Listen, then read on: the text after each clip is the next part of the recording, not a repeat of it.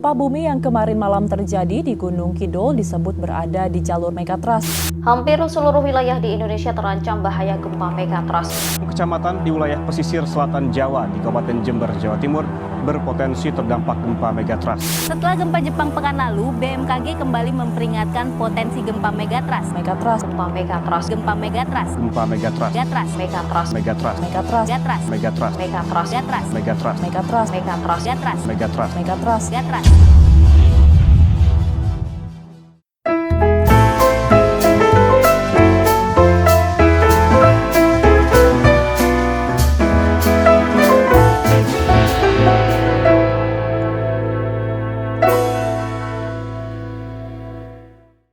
Oke, balik lagi di Bengkel K3.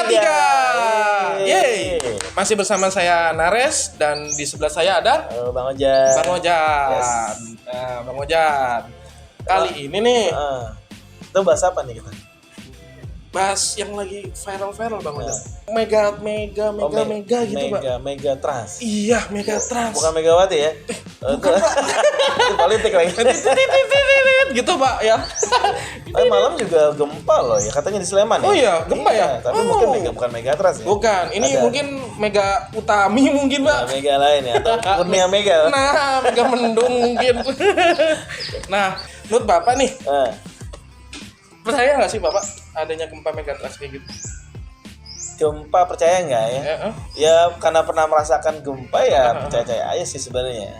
Tapi kalau yang bingung itu sebenarnya kok bisa diprediksi gitu. Iya, Nah, betul, ini betul. agak bingung juga sih. Tapi ya kita saya juga ngikutin sih beritanya gitu ya. Ini orangnya ahlinya juga bicaranya menggebu-gebu banget gitu ya. Kayaknya yakin banget gitu. Iya.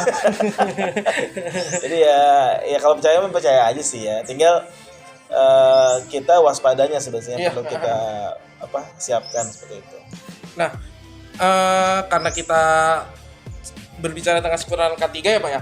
Untuk di lapangan itu cara menanggulangi ini seperti apa sih Pak? Kalau ketika berhadapan dengan gempa gitu Pak. Jadi kalau gempa itu sendiri kan perlu dihadapi nih gitu ya. Artinya bahwa kita harus siap menghadapi gempa. Kenapa? Karena mungkin gempanya terjadi tidak pernah bilang-bilang sebelumnya. Iya, betul. Jadi pertanyaannya bagaimana cara menghadapinya?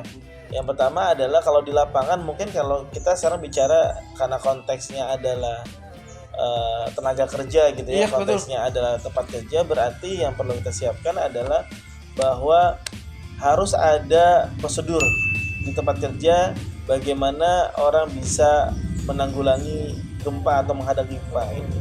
Karena tempat kerja kan beda Mas Tanes, beda-beda. Iya. Ya, ada yang kantoran mungkin kalau di Jakarta ya. Kalau di kantoran akan berbeda dengan yang di pabrik. Ya, pabrik kan banyak mesin-mesin ya. Lebih berbahaya lagi. Atau juga mungkin yang berbeda lagi di konstruksi yang lagi bangun-bangun kan beda lagi cara menghadapi gempa. Ya. Pada intinya sebenarnya adalah ketika kita berhadapan dengan gempa, upaya kita adalah poinnya adalah bagaimana bisa menyelamatkan diri. Gitu. Kita bisa berlindung, mencari tempat kita berlindung, ya. Utamanya adalah bagaimana melindungi bagian kepala atau daerah sensitif kita. Itu poinnya seperti itu secara umum gitu ya. Nah, untuk sebahaya apa sih Pak megatrans ini kalau menurut Bapak yang lagi viral sekarang itu? Kalau lihat dari yang dibicarakan ya dari literatur itu kan sampai 7 ya skala Richter ya. Mungkin lebih dari itu ya. Kalau 7 itu besar Mas. 7 besar banget ya. Besar banget ya. Jadi di atas 5 ya kalau menurut literatur di atas 5 itu sudah mulai bahaya.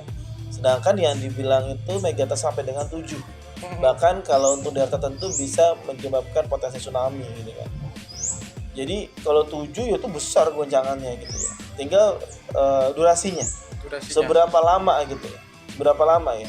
Makin lama berarti makin potensinya makin besar untuk menimbulkan dampak seperti itu. Jadi balik tadi pertanyaannya, kalau bagaimana dengan megatrust itu ya kalau yang digambarkan ya besar banget gitu ya, besar sekali ya. Dan kalau lihat lagi dari topiknya dia kan berhubungan sama lempeng tuh katanya, kan lempeng-lempeng permukaan bumi gitu ya. Jadi ya mungkin berdampaknya sangat banyak gitu ya. Nah ini kita mungkin bisa memperhatikan lagi Mas Nares, tidak hanya di tempat kerja tapi juga aspek masyarakat secara luas gitu ya, cara penanggulangannya. Begitu tuh guys, caranya ternyata kayak gitu ternyata. Mungkin bisa ditambahin kayak jangan panik mungkin ya Pak ya. Iya. Jadi kalau bagaimana cara menghadapi gempanya, mungkin baik lagi pertama edukasi ya. Dibangun. Misalkan kalau sudah yakin memang sudah yakin ada megatrust, berarti pihak-pihak itu diinfokan ya, secara sistem gitu ya. Pemerintah menginfokan ke semua aspek yang ada di masyarakat, sekolah, tempat kerja mungkin ya, atau pemangku usaha gitu ya, bahwa mungkin nanti ada gempa. Bagaimana sih cara kita menanggulangi? Jadi edukasi dulu ya. Jadi masyarakat tidak panik, karena konteksnya dalam menghadapi gempa ada jangan panik gitu ya. Yang kedua adalah sudah melihat mappingnya ya, mapping tempat yang mungkin berdampak gitu ya. Karena bangunan itu sebenarnya Mas Nares, ada bangunan yang memang kuat gitu ya, tapi ada juga bangunan yang rapuh ya, atau mungkin karena dia usianya lama gitu ya. Kita juga bisa menilai sendiri gitu. Atau kita bukan rapuh, dia di tempat kerja misalkan terjadinya pada bangunan yang belum jadi, ya bagaimana belum jadi gitu ya, berarti lebih beresiko juga gitu. Nah, edukasi yang dibangun itu adalah bagaimana ditetapkan ya, kemudian diminta untuk mengikuti prosedurnya seperti apa. Contoh misalkan kalau terjadi misalkan auzubillah terjadi, harus ada peringatan darurat ya. Mungkin kalau dalam film-film Korea ya, kalau masih ingat ya, ada drakor ya, bagus berarti ya, ada peringatan sirine kencang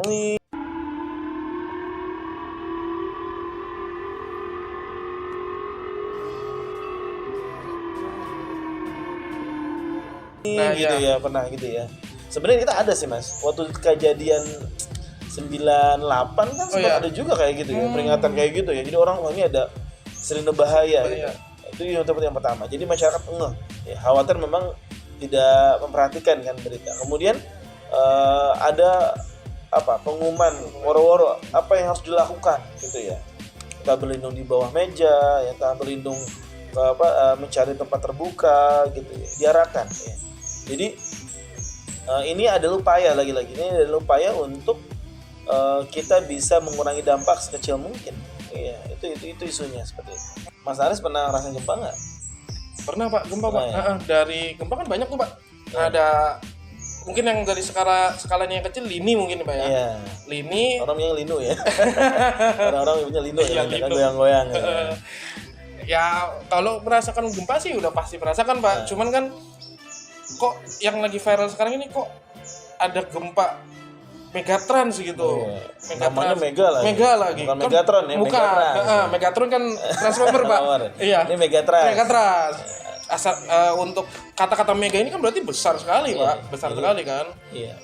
Penamaannya aja sudah menyeramkan. Iya, udah menyeramkan kan. Nah, makanya kita di sini mau coba buat saya pribadi kan juga awam juga nih Pak. Nah, buat yang penonton di rumah mungkin juga perlu adanya edukasi mungkin Pak ya. Benar. Atau pelatihan gitu ya Pak ya. Nah, seperti itu. Jadi saya setuju banget ya, bahwa yang kedepankan itu adalah bagaimana cara kita menghadapi gempa. Pertama dengan edukasi dulu. Iya betul. Ya, kenapa? Karena ini adalah isu massal, isu yang ketika terjadi berarti dampaknya begitu besar. Ya. Semua orang terkena, ya, itu memang massal, MES namanya seperti itu.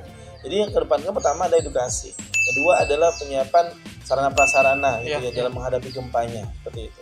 Kemudian kita juga bisa melihat nih kita pada posisi apa, misalkan ada perbedaan mungkin pada daerah pantai gitu, daerah pegunungan gitu ya.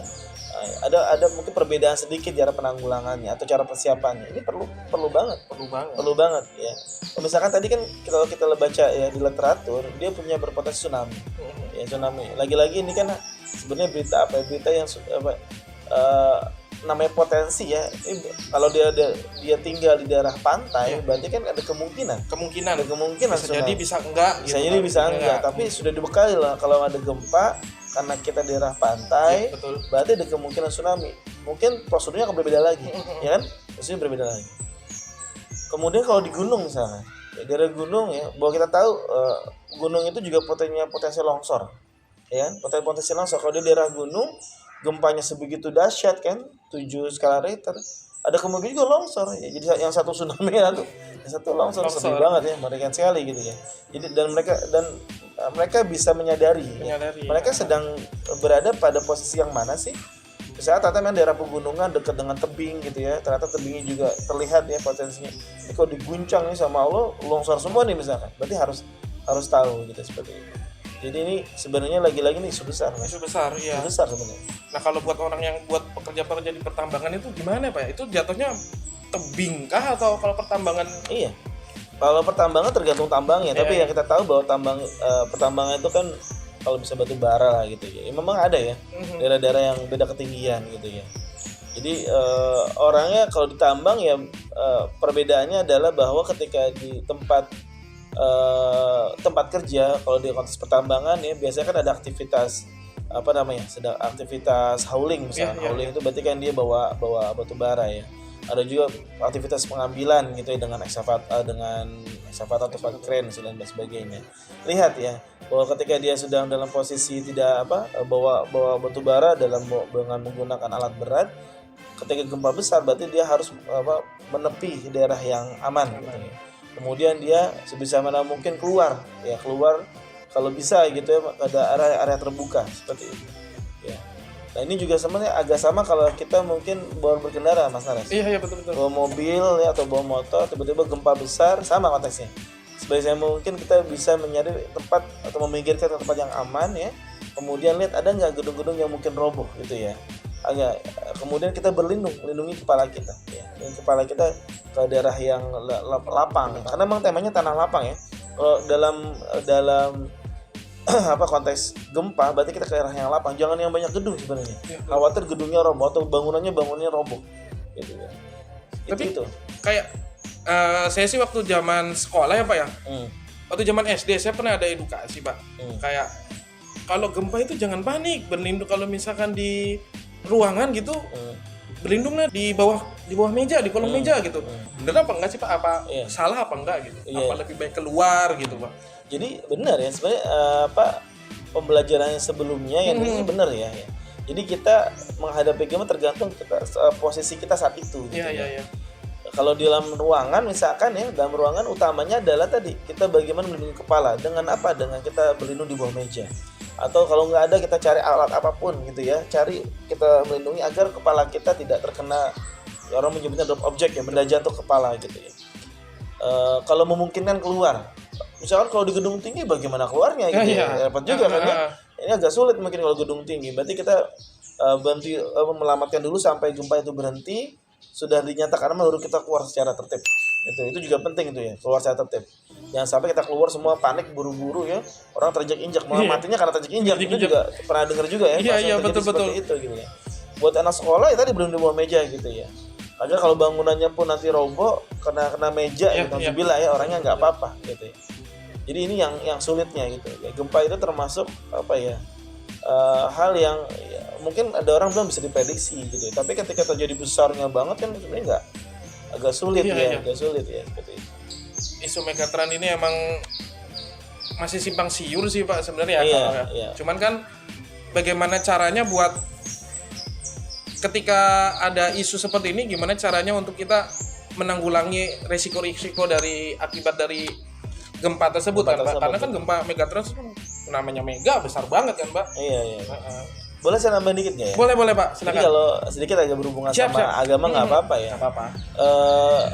Kalau kata Bunda Aisyah ya, kalau tidak salah di sini bahwa pernah ditanya kenapa ada gempa di saat itu ya. Bunda Aisyah mempertanyakan ke masyarakat sana, apakah ada kemaksiatan yang didiamkan?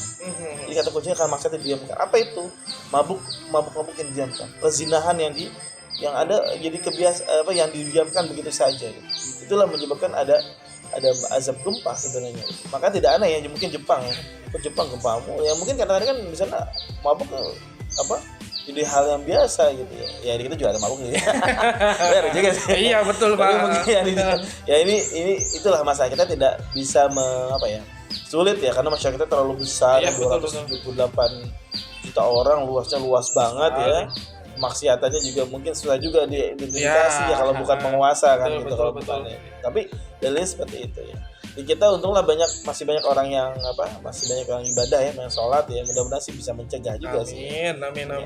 Mungkin kalau boleh menambahkan ya Mas Ares ya, jadi balik ke tema kita yang Megatrans Iya, atau betul. yang gempa ini, bahwa semua pihak itu harus mulai mempersiapkan gitu ya. Tidak ya, karena ini masuk dalam keadaan darurat gitu ya.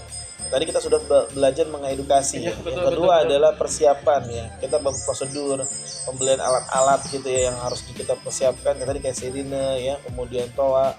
Kemudian bagaimana kita tahu kalau terjadi yang sakit atau kena gempa, kita tahu harus dibawa kemana. Bagaimana kita mempersiapkan orangnya agar bantuan dasarnya atau first aid-nya agar yang tadi terluka juga tidak terlalu parah gitu. Itu bagian dari kesiapsiagaan tanggap darurat gitu. Nah di kita di Indonesia mungkin belum rutin nih melakukannya, walaupun sudah ada ya di kantor-kantor pun sudah ada. Tinggal bagaimana digigitkan kembali bahwa keadaan darurat itu tidak harus bentuknya kebakaran. Ya, banyak yang lain ya. Yang umumnya tadi ada kebakaran, ada gempa ya, apalagi gempanya tadi yang disampaikan sampai 7 Bisa tuh. berpotensi tsunami, Pak. Tsunami. Iya. Kalau Aceh itu berapa 9 nggak salah. Iya, 9 lebih besar. Aceh lebih besar lagi 9. Kalau nggak salah mirip Palu kan. Iya, Kalau nggak salah ya, kalau nggak salah nih betul. dia mirip sebesar Palu. Palu. Lebih menyeramkan lagi Iya. tuh, waduh. Sampai ada jalan, tanahnya jalan kan. Alhamdulillah ya. Nah, Pak, ini tadi kan karena lingkungan kita banyak sirine, Pak ya. Nah, ini berarti menandakan bahwa ini udah di akhir perjumpaan kita nih, Pak. Oh, gitu. Iya, tadi dengar kan Pak ini. Iya, Nah, kita juga punya oke. sirine, Pak, Oh, sekitar itu sirine sini. juga ya? Iya, Pak, Artinya sirine sudah kita. akhir ya? Berarti sudah tandanya kita harus menyudahi, Pak. Oke. Nah, dari tadi kan kita juga ada omongan buat kayak belajar mengendara gitu Iya, kan, iya. terus mengenai first aid, terus Iya, P3K, Iya. dan crane tadi kan. Nah, ternyata di kita juga ada loh, Pak, pelatihan kayak gitu, Pak. Oh iya. Iya. Iya benar. Ada loh, Pak. Di mana tuh, Pak? Ya di Setra ada ya, Bang ya. Ada. Kita juga nyediain edukasi itu ya, pelatihan itu untuk teman-teman sekalian yang mau belajar lebih dalam, yang lebih baik lagi mengenai tadi keadaan darurat Yes. ya. Kemudian bagaimana pertolongan pada korban ya. Kemudian penggunaan kren, alat-alat berat Ya. dan sebagainya. Yang kita ada. Kita juga menyediakan untuk itu semua. Ini kan ya, Pak ya. Untuk Umbungi itu di mana, Pak? Hubungi mungkin di sini ya. Oh ya, Nah, di bawah enggak? di bawah. Seperti biasa di bawah. Di bawah teman-teman. Di bawah Nanti teman-teman. hubungi ya. Hubungi adminnya ya di sini, hubungin adminnya di chat gitu. Jangan buat gombal-gombalan, di chat aja. Buat upgrade juga bisa, Pak ya. Buat upgrade, bagaimana menambah lagi kompetensi, Iya, skill ya. skill. Karena zaman sekarang kan tuh yang skill itu dibutuhkan dengan sertifikasi. Iya, betul Benar nggak banget. ya, sertifikatnya mana gitu ya. Tidak hanya cukup dengan bicara aja. Iya, Ya. Saya betul. jago, ya buktinya mana gitu. Tapi dengan sertifikat dan sertifikasi seperti itu. Kita insya Allah kita bisa bantu ya teman-teman nih ya. Seperti itu. Kita ada sertifikasi, udah bersertifikasi apa aja, Pak? Kita ya sertifikatnya udah dari utama dari kita sendiri ya, dari Iya, Setra betul. ya. Kemudian kita juga ada dari Kementerian Tenaga Kerja dan juga dari BNSP. Kan? Tambah lagi sekarang lagi Departemen Perhubungan. Nah, tuh tambah kan lagi, ya. nambah lagi, Pak. Driving ya. Nah, Driving nambah sudah lagi. betul. Makanya ya kan, Pak. Yuk yang Nah. mau belajar ya. Yuk. Yang mau belajar, mau nambah lagi Karena kompetensi. penting banget, Pak. Penting zaman Penting sekarang. banget, Pak. Apalagi sekarang lagi yang tadi itu isu Megatrans tadi, kan kita perlu edukasi juga, Pak. Betul. Iya kan, Pak? Betul. Perlu edukasi juga. Oke, guys. Sampai ketemu di next episode berikutnya, Pak. Oke, sip. Masih bicara dengan seputar K3 lagi, Pak. Oke, tentunya. ya. Oke, see you. Ya, terima kasih Terima kasih, teman-teman. guys. Dadah.